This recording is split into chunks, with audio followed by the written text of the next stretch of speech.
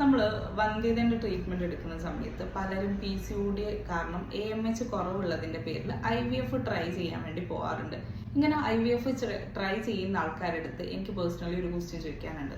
നിങ്ങളുടെ ഹെൽത്തിൽ നിങ്ങൾ എത്രത്തോളം ഇൻപുട്ട് ഇട്ടിട്ടുണ്ട്, അതായത് എഫേർട്ട് ഇട്ടിട്ടുണ്ട് കൺസീവ് ആവാൻ വേണ്ടിയിട്ട്. അതായത് നിങ്ങൾ കൺസീവ് ആവാൻ വേണ്ടി ട്രൈ ചെയ്യുമ്പോൾ ഇഞ്ചെക്ഷൻസും ട്രീറ്റ്മെന്റ്സും ടാബ്ലറ്റ്സും ഒന്നും അല്ലാതെ എക്സസൈസും ഡയറ്റും നിങ്ങളുടെ ഉറക്കവും ഹൈഡ്രേഷനും ഒക്കെ പ്രോപ്പർ ആക്കി നിങ്ങൾ എപ്പോഴെങ്കിലും ഒരു 6 months എങ്കിലും വെൽ റൊട്ടീൻഡ് ആയിട്ട് പോയിട്ടുണ്ടോ? പോയിട്ടില്ലാത്ത ആൾക്കാർ ഒന്ന് ഇത് ട്രൈ ചെയ്ത് നോക്കിയിട്ട് അത് ഫെയിൽ ആവുകയാണെങ്കിൽ നിങ്ങൾ IVFന് പോയിക്കോ. പക്ഷെ PCOD കാരണം AMH കുറവോ കൂടുതലോ ഉള്ള ആൾക്കാർ IVF ചൂസ് ചെയ്യുന്ന സമയത്ത് അവർക്ക് സെക്കൻഡറി ഒരു ഓപ്ഷൻ ആക്ച്വലി ഉണ്ട്. PCOD എന്ന് പറയുന്നത് ഒരു മെറ്റബോളിക് അസുഖമാണ്. അതായത് നമുക്ക് ഷുഗർ ഒക്കെ വരുന്ന പോലെ, നമുക്ക് ഡയബറ്റീസ് ഒക്കെ വരുന്ന പോലെ നമുക്ക് കൺട്രോൾ ചെയ്യാൻ പറ്റുന്ന, നമുക്ക് അതിൻ്റെ കോംപ്ലിക്കേഷൻസ് ഒക്കെ ഒഴിവാക്കിക്കൊണ്ട് നമുക്ക് കൺസീവ് ചെയ്യാൻ പറ്റുന്ന ഒരു കണ്ടീഷനാണ്.